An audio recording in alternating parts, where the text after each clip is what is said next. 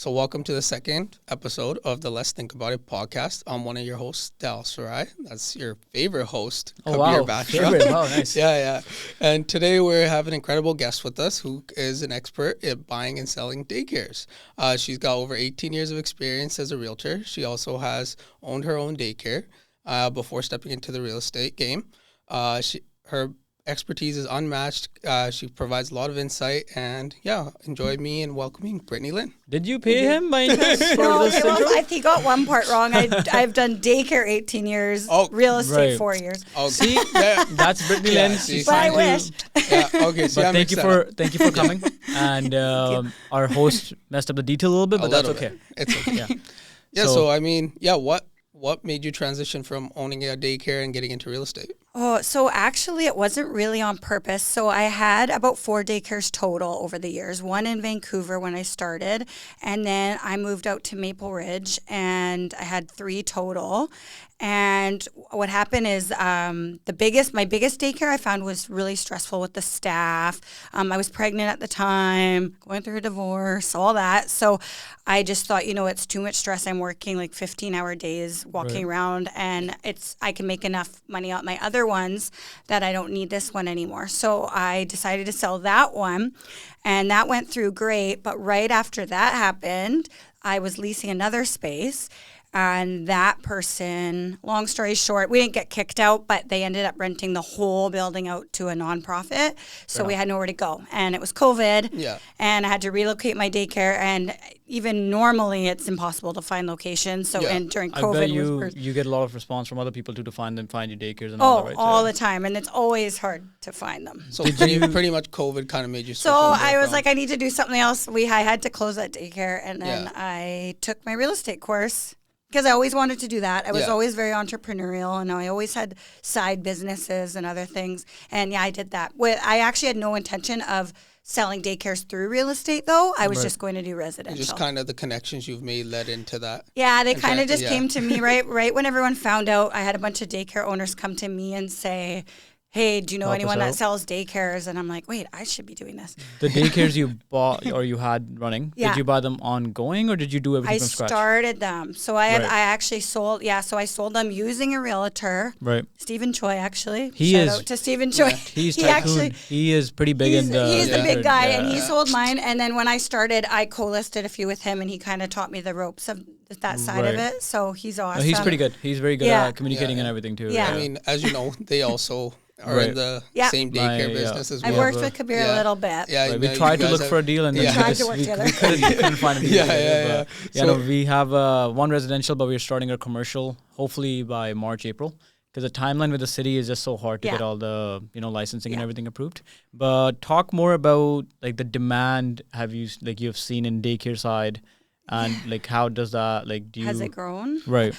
There's always been a demand for daycare, and every daycare has always been full. Yeah. I'm noticing a more of a trend now that people want to buy running daycares because everyone hears that there's so much money in daycare. Yeah. So that's one of the things which is so common. When realtors are making money, everyone wants to become a realtor. When one business is making money, they just want to, kind of get a taste of it. Yeah, I feel like there's 3 main businesses right now that everyone's kind of focusing towards being daycares, vape stores, and vape stores pretty big too. Convenience stores, right? Those are the major 3 things that everyone's looking for, right? Well, daycare is good too because it's residual. Sustainable, right? And it literally we fill it, and it's the same thing every month. Exactly, and you get grants from the government as well, right, to build out. Well, once you actually start the process, the first 6 to 8 months are pretty bad because you don't know what's happening. Exactly. You don't have licensing kind of getting back to you on time. Yeah, exactly. I worked in them forever, and it's still, and I help consult people to open them now, and it's still always. Yeah, you were saying you were going to start doing that as well, right? Yeah, I do it a bit on the side, but it's very time consuming. Right. So in terms of the demand we were referring to for daycares,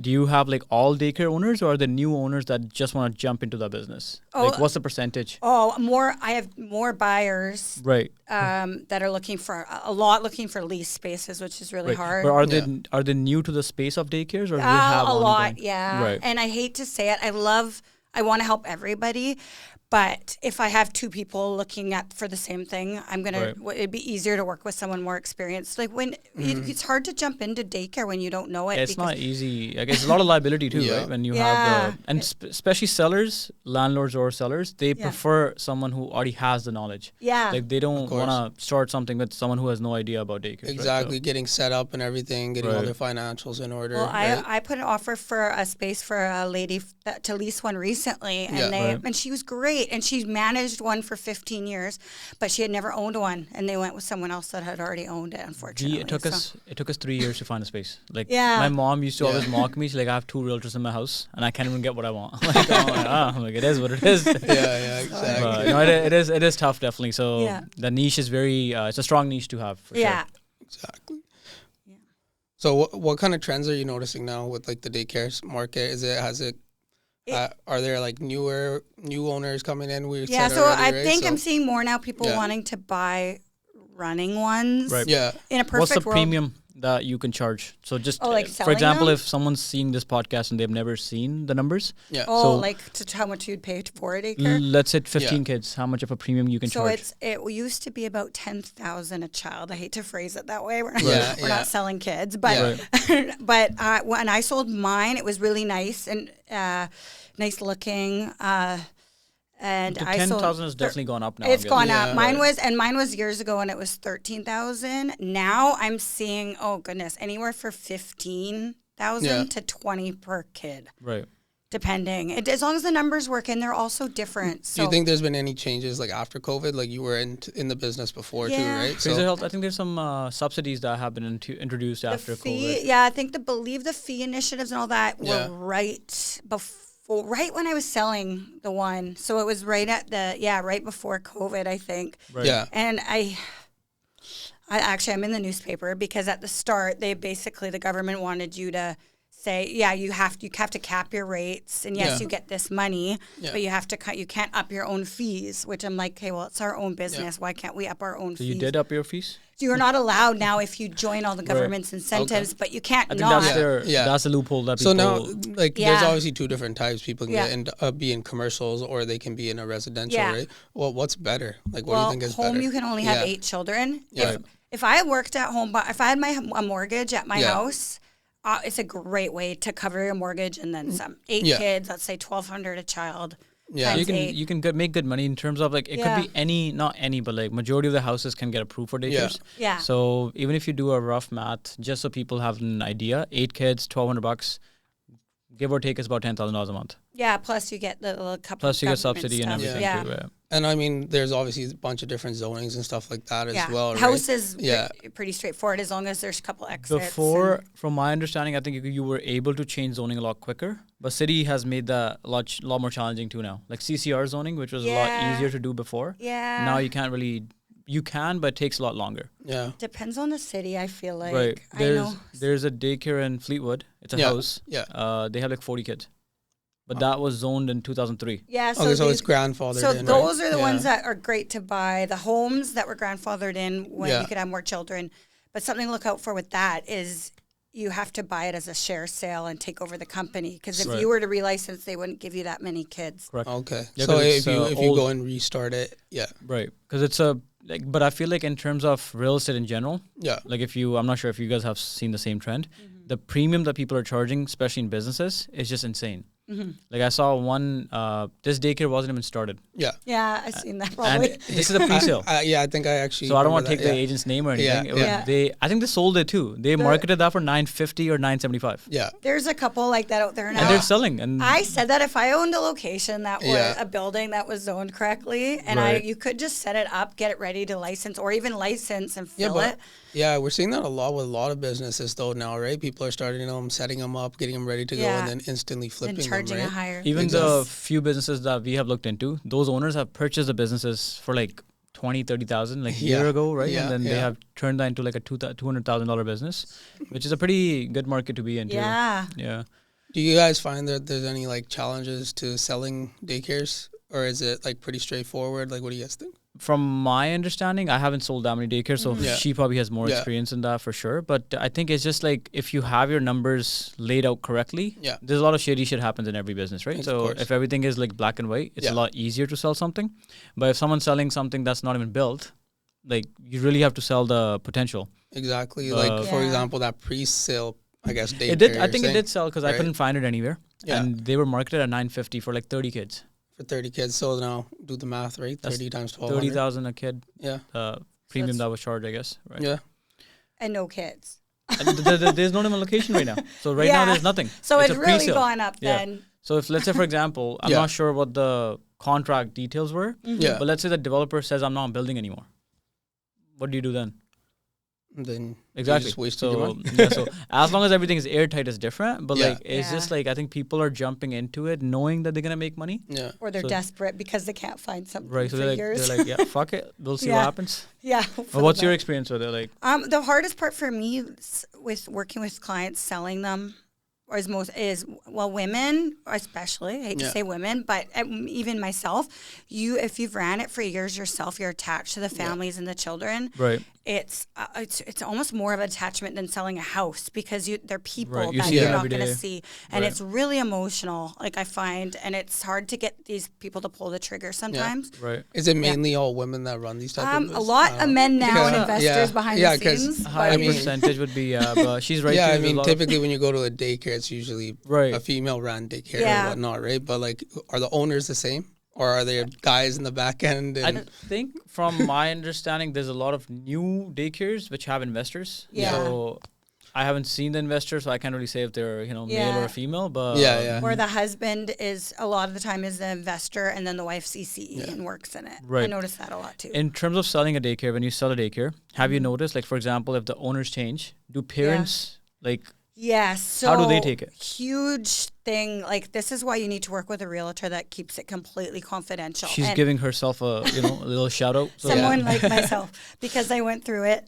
Right. I don't even on MLS, I like to keep it so vague because you could still figure out how many kids, this area. I don't put real photos. What happened with mine, we didn't tell my families till right at the end, which broke my heart, and I felt guilty doing it. But I knew I didn't want to lose all my staff right before the sale went through. Correct. So we told them, and but at that point they actually did quit after I sold it.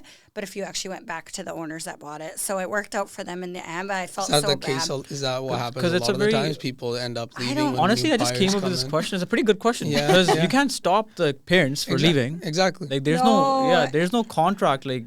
Yeah, but I feel like why do they need to leave? Like, well, was they it the don't have a lot of options because everything's full. So yeah, exactly. 3 to 5 year olds, but because I mean, it seems like it seems like there's a lot of supply. I'll give you a hypothetical scenario.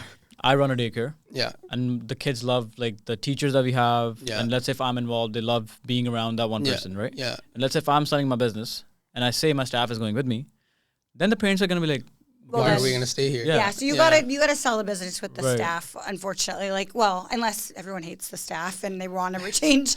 That'd be a different story. Yeah. And it's going under and you're like, I got to get rid of this. How's the turnaround in daycares in terms of staff? Yeah, mine wasn't bad, but I did everything in my power to try to keep them. And it was a time, this was before the government was adding extra $4 an hour for ECE. Right. So now they've made it a little bit more appealing, but it was tough. Like, you have everyone down the street trying to poach your staff constantly, offer them more money.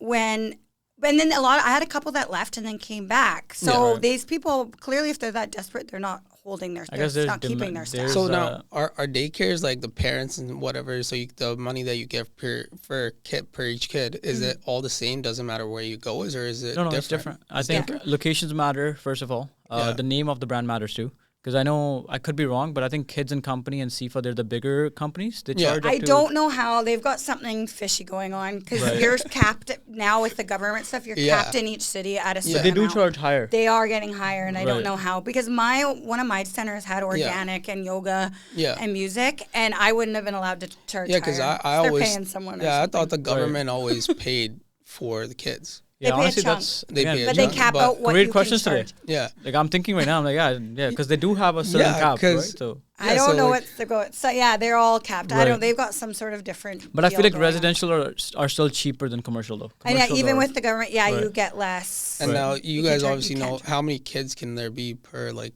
it depends on the zoning and the size of the place. Like Like, for 40 square foot a kid. 40 and square foot. outside is what And 65. outside, it varies, but I would do 7 meters squared Yeah. to be safe. I don't know what That's that is what, in square feet. 50. Yeah, and I I don't know know why there- they do it in meters squared. Yeah, I Right. know now there's some other. But you can get creative with the outside. You can have different kids out at different times Different- as yeah. long as Yeah, it because there's works. different age groups as well, right? Right. And you can only have certain, like only that age group during that time, right? Right. Yeah, So it's and like a it- certain amount. Yeah, And they can tell them like this is their time. So Yeah. even if so there's some daycares which I looked at. There's one in Surrey. Yeah. I think SIFA owns it.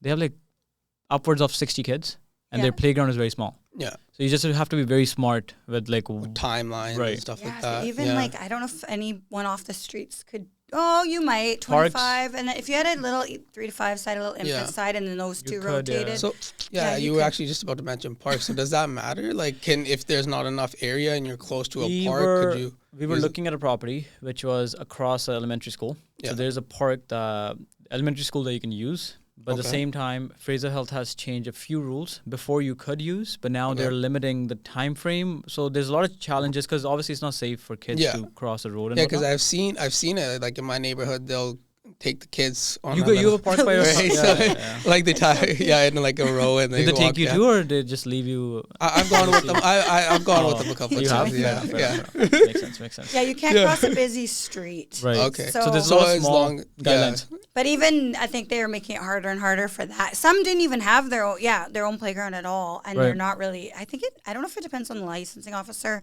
It but might be. It might be a little yeah. bit because I Yeah. see some people that kind Yeah, I of feel pull like it off. because each Right. area is gonna have their own licensing Yeah. officer too, right? It's like they a just- radius that they cover. Yeah. Yeah. So that could play a huge factor as well, right? I Now, feel like now they're promoting more daycares because obviously Yeah. we need that. But at Yeah. the same time, the guidelines are so strict that they also want to make sure that they're not approving anything that they shouldn't. Because there's a lot of Yeah. daycares that have. There's a daycare in South Surrey. Yeah. I'm not sure it's on sale or not anymore. The park or like the playground is on a rooftop. Yeah, I okay. had one like that. Yeah. Well, it was like It's they made higher me put ceilings. Yeah. crazy Yeah. fences on it. Yeah, Yes. probably somewhere where It they would don't. cost me a yeah. fortune. But Yeah. now the city is more strict about approving that because it's not safe. Yeah. So I think there's a lot of things that they're keeping in mind now than before. Have you guys seen any like? Does it like say a new daycare opens up in an area?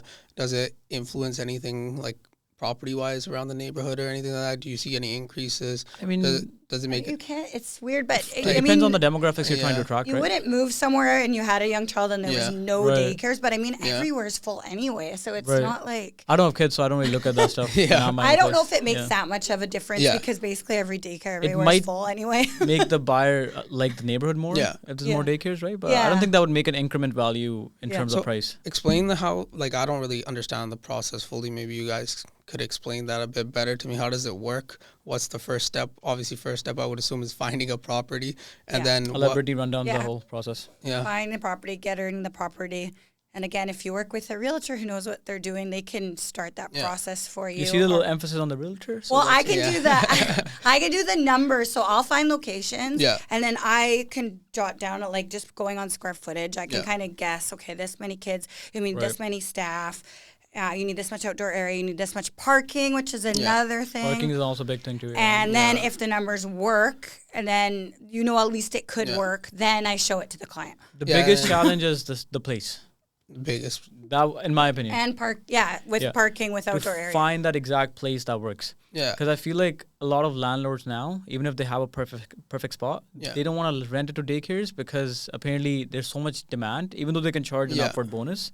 But a lot of landlords are for some reason hesitant. A lot Yeah. say no. I call all the time and Yeah. they say no daycares. I don't know if they just think it's gonna be they're gonna Well, destroy it.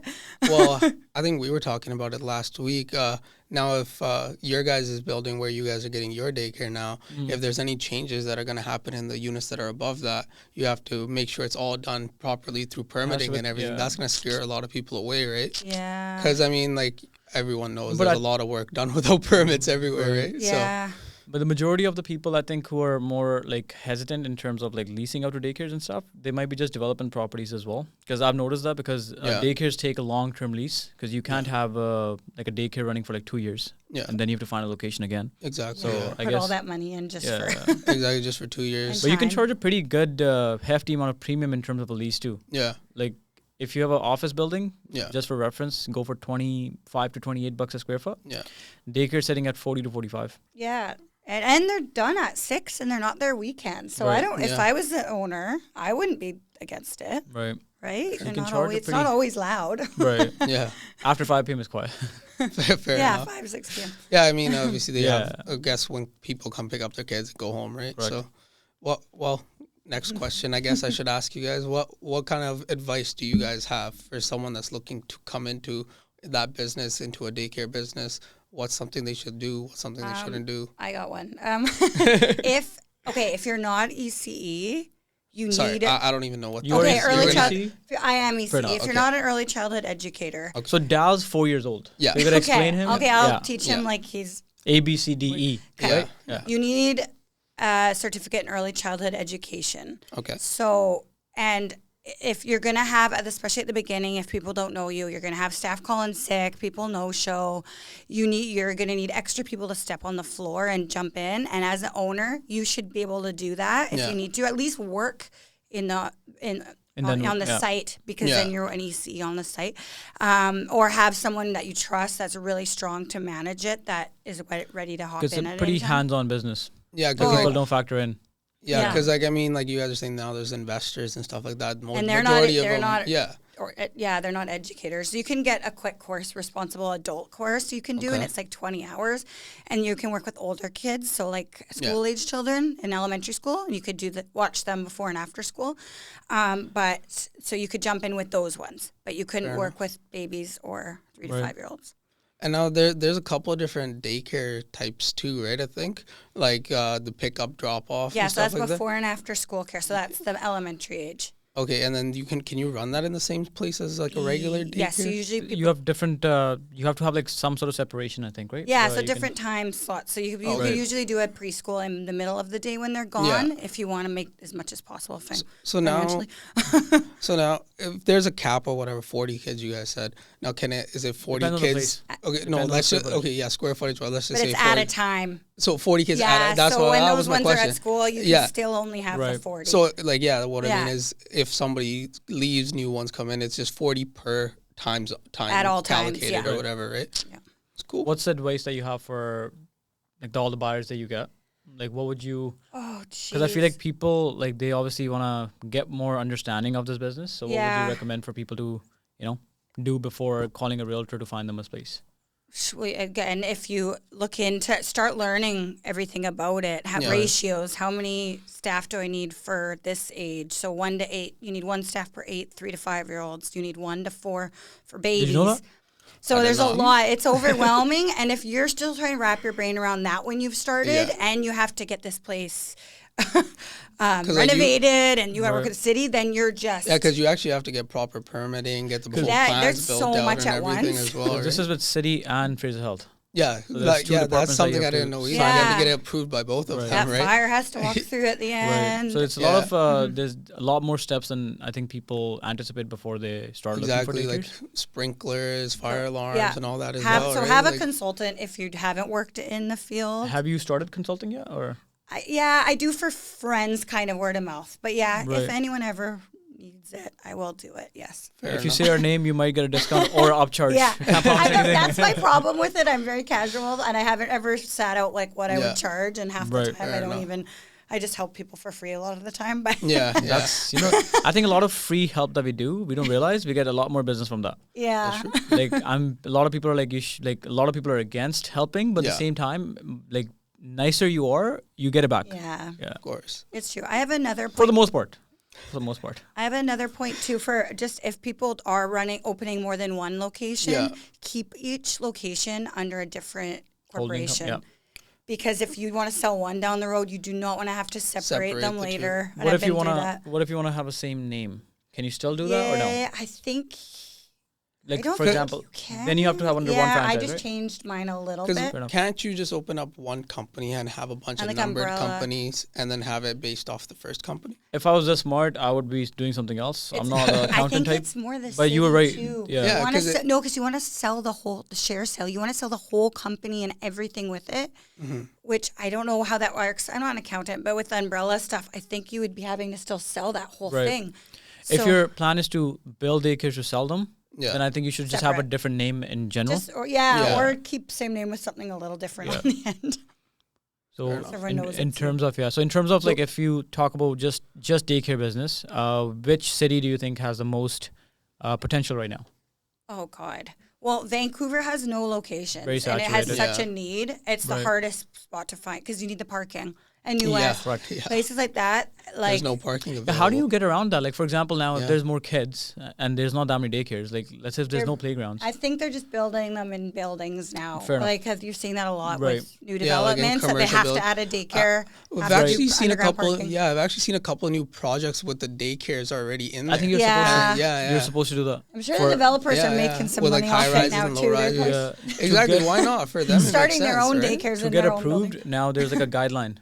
Like they give you an option: either you reduce a density amount, Yeah. Yeah. or you add this. Yeah. So And that then way you we can can- give you more density. Like there's like some. Yeah, because at things least that- then there's somewhere Yeah. for the kids to go, right? I've had a Exactly. few people, developers, Yeah. call me to be like, "Hey, we need someone who's had a daycare before to Right. come run Yeah. one in this building," and they're offering this whole big. Right. You get this much of the business. You get this. And I just never did it because it sounds too good to Fair be true. enough. It's scary. But How's the market for you in terms of like, for example, as being a professional, right? In Yeah. terms of working with like developers, do they like always have you on the like in terms of their ask? Is it serious or do they just call you to get information sometimes? And I then got guys that call me all the time just Right. to chat and, "Hey, what, got anything new?" Da da da. There's a few on my roster that I've been working with for years that have Right. never pulled. We've written offers, right. but we've never actually pulled the trigger. So Well, as long as you're writing offers, Yeah, there's some yeah. sort of they call. confidence, Yeah, right? they So call me though to see what's new and what's happening. What's quite new a with bit. real estate or what's new with you? Mostly daycare. So a lot of Okay, these fair big enough. developer guys, I hate to say it, but they have men or what the guys they work Yeah. with already for their other stuff, but they call me for the daycare stuff a lot of the time. Fair enough. Now, how would you actually evaluate like if the financials are good of a daycare? Like, what would be the steps to know that it's in good standing? Like, I mean, I guess you're gonna have a limitation. If you do the math on normal business, like you look at the like return on how much you're Yeah. putting in. So I think the idea of evaluating would be very similar to a normal business. Yeah. But I think daycares have a lot more premium being added now. There's a daycare So that's you can sold, charge more than what it's worth. and people are justifying it because it's Yeah. a very it's a confirmed income coming, right? Yeah. And there's always going to be kids. People Exactly. aren't gonna stop having babies. Yeah.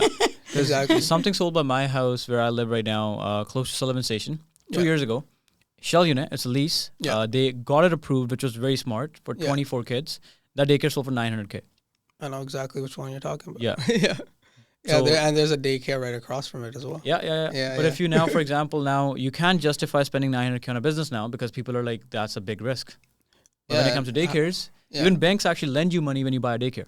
A lot faster. Well, the government lends you money too. Exactly. So Yeah, there's more so- surety about it, right? So I think that premium is obviously being charged at a very high level now, which is again a good thing. Yeah, So- with It's a safe business as it's long more- as your yeah. lease isn't Secure too business. high. I don't know how can you justify that though, other than saying it's guaranteed, but Do like the math. guaranteed by kids, right? The ones that aren't full though, you're kind of like, how They're- are you not full? Because Like, it's because the I mean you don't owners. just start up and boom you're full, right? Yeah, no, some- there's a timeline you have to obviously like hold on because the daycare's not gonna get full right away, right? So Yeah. people forget about that though. Yeah. The baby Yeah. spots usually fill up fat right Right. away. The Yeah. infant spots because there's more of a need. Yeah. 3 to 5 year olds. So that's what I tell people. It's better to have a center that has baby rooms, even though at the end of the day, sometimes you actually make less money because you actually need square footage wise. You need a nap room as well, so Right. that takes away from the kids. Yeah. And then you need more staff, 1 to 4. So you're actually paying more money towards staff, but it gets them in the door. So Right. you just want to fit all those babies in, and then they age out to 3, and Yeah. then they go in the other program. Then that one's actually makes more money, and actually out of school care, before and after school care, that one actually does pretty well because you need even less staff. Can you charge more for after school? You or? don't charge. It's usually around $500 a month So it's for less before than- and after. right. But then you charge you can get like 19-year-olds working there, Oh, okay, and fair they're enough. not. Yeah, so they don't So, have as much but they training. still have to be some sort of license. They have to do or that else- responsible adult. So course that's I was 20 talking about. hours. 20 hours. You can. So I mean, like if someone's trying to get into, want to get a corporate, like technically a job right away, it could be corporate too. I'm pretty sure bigger agencies would take you. Yeah, it's a good job to be, and if you love kids, that's the perfect. It's not. That's how I started before I could get my EC back in the day. Yeah. I started working and summer camps. Same thing. That's something you could start summer camps with that age group too, and then they're there all day, and you still need less staff. So those make really good money. Spring break and summer camps. So you need her to do the math before you look into daycare. But anyhow, a lot of people don't factor that in.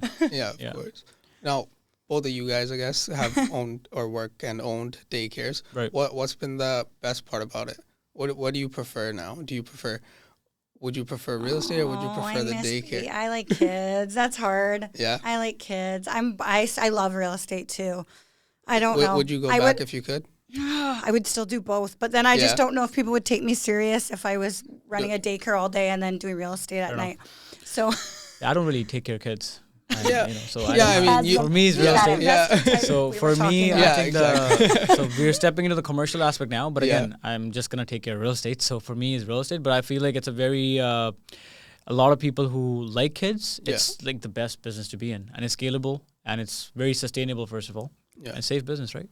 I liked when I had mine locations, and when they were running smooth, I could just go visit babies in the rooms and go bring them groceries, bring my staff coffee. It's like they become your little kids, right? Yeah, I could do that. Your nieces and nephews, right? Yeah. I feel I got really Not a pretty high volume if they all become your kids now. That's a lot of kids. That's going to be tough. Yeah. What do you find most rewarding about, what did you find, I should say, most rewarding about the kids. The kids. Right. So it does get very overwhelming too. I'm guessing. I don't take care of kids. But Well, that's the part where you're gonna have with your commercial one. It's not even the kids. There's gonna be some higher needs with the children, and you're gonna have some issues come up. So your staff don't want to work with that child because they're dangerous, and there's stuff like that you're dealing with constantly. And then a lot of emotions into it. Exactly. Oh, a lot of that. That brings me into my next question, I guess. Well, how do you balance the two, emotional and financial aspects of daycares? It's really hard. Yeah. Because I mean, one side you're in it for the money, but you're also there for the kids, right? You have to take your staff's opinion and have their back with stuff, especially dealing with hard parents and stuff. Yeah. Stick to the rules with certain things, but you can still have a big heart. Like I had a child that was sick at my center, so there was 75 families total at this one center I owned, and I felt so bad for this one dad. Were you the only person running the whole daycare, or I owned it? Then I had a manager and an assistant manager. It was a big one. 3 people managing one big daycare first. I had basically, we had different programs, and then there was kind of in each room had someone like a supervisor type. Then I had a manager, but I was still working crazy hours, and my manager was. But anyhow, so one of the kids was sick so much, and the mom was away at the time, so the dad had, I think, 4 children or something. Yeah. But anyhow, so he was just so stressed, and I couldn't bring the child to my daycare sick. We had to say no. Yeah. So I ended up babysitting the child at my house because I felt so bad for the dad. That's when you had to go to work. Like you're passionate about something, right? So I just felt so bad. So I mean, You just find a balance, emotion and financial. Fair enough. If it goes under, then it's not. You can't help anybody. Yeah, exactly. Well, what are some of the common misconceptions, I would say, from buying and selling daycares? Something you guys. I think it's harder than people think it is. Like it's not as easy as. Yeah. I don't get obviously as many calls as you probably do because we do commercial in general. I do a lot of businesses and development aspect. But whenever people call, okay, we're looking for daycare. Yeah. When we actually ask them, have you seen the demographics? How many kids you want to have? Oh, I don't know. Figure it out. I'm see, that's the thing. We need to know all this prior to jumping into it. Yeah, because you probably have to understand how much financial, how much their budget, financial. Right. So their budget will be really low, and I'm you can't even find. So I think the misconception would be the amount of work it takes to first of all open one, because that's a 6 to 10 month process, which I didn't factor in either. The leases aren't cheap, right? So how much do you think you would need in the beginning to sustain yourself? The payment-wise? Payment-wise. So I'm going to give you some numbers so people can kind of get a gist of how much a daycare would cost. Running cost, I feel for leases right now is anywhere from $40 to $45 a square foot. Okay. So simple math, let's say 1,000 square feet. Okay. $4,500. Okay. In 1,000, you can only have maybe 10 kids, not more than that. You wouldn't even want. Yeah, you Let's do 2,000. Okay. Just to be safe. Just to make it easier. Tight if you Yeah. have a bathroom and stuff. So 45 bucks, Yeah. $2,000, and then you have 9,000 as your lease. Yeah. Now, out of this 2,000, you can't use the whole square footage. Yeah. You have to add a kitchen, washrooms, nap rooms. Hallways don't count. Hallways don't count. See, people don't factor this in. So you'll probably get 30 to 32 kids in 2,000 square feet. Now, to get the whole sending an application, first of all, architects take about 2 to 3 months to make plans. Yeah. You're looking at a maximum of like 8 months. Okay. So let's say your lease is $9,000. $9,000 times 8. I know Plus your the math is not the last best. month's rent too, the deposit for the lease. So Double. 9 months. 9 times, that's 108,000 just in payments. Before you even start seeing anything. Before you even start renovating the process. Before you even start renovating. So, and then it takes another 2-3 months. If you get a license approved in 4 to 5 months, right? The construction is also going to take you 2 to 3 months. Yeah. So you got to have at least 100 to 200K budget to... Depending on the size, of course, right? Minimum. Now, if you want to make it look fancier, you're in a very expensive demographics, that can be subjective, right? But, so you need that reserve prior to jumping into it. Yeah, I didn't know about this. Could go wrong. I didn't know about this. Things go wrong. And then you're like, or with my architect actually... They thought my one location was zoned correctly, and because there was a college on the same floor, and it ended up. I had a realtor at the time too. I don't know what happened there, but it ended up not being zoned correctly, so I had to change the zoning. So that set us back. That takes a lot. So you have to get it rezoned and everything. Yeah, luckily I somehow figured it out. But this was which city was this? This is Maple Ridge. This is Maple Ridge, and then I was above a Shoppers Drug Mart too. So my sprinklers, we ended up having to shut down Shoppers Drug Mart one night. So that was a whole. So there's a lot of fuckery happens in every business. So just have as much as you can extra. Well, how about the same question for you? What are some misconceptions? I don't think people make as much as they think. Like, I think the numbers look good, but after you pay all your employees, and it's all said and done, you're not walking away with, like, real estate, you could sell one deal, I don't want to say exactly what we make. No, we're very honest about numbers. So, are we honest? So $1 million makes you $14,000. Okay, so that's one, let's say one deal that takes you... Right? Not that. It takes you a lot of time, but not that much time. You could be working on this hours and hours all day. You could have stressful staff 15 hours a day, and you could walk away with like 10. Right. So I think it just depends on like if you're passionate about it, you need to have this figured out prior to you starting the business. Do you think it's more demanding than real estate? For daycares, like putting like the amount of work that it's gonna take. Are you planning on opening up a lot of locations or just one location? Me personally, I'm not opening up any locations. No, but I'm just talking about let's just say someone, for example, was to open up their first location. And residential or commercial? Commercial. Okay. Of course, that's where the money is, right? No, residential. It depends on what your definition of money is. If you own your house and you want to work with kids, and you honestly, I think that's an awesome idea for anybody. You will cover more than your mortgage. It all depends on what money you think is good money. It comes down to that. As much money as possible is good money. What you want to do all day. No, daycares, I would say it's a very hands-on type of thing. Yeah. Even real estate too. Like, I'll tell you a funny story. One of our new agents, right? We had an open house, and we had a little leak in the open house. Instead of telling us, he told us, he's like, there's a leak. We're like, okay, just clean it for now. It was a minor leak. At 4 p.m., we asked him, is the leak done?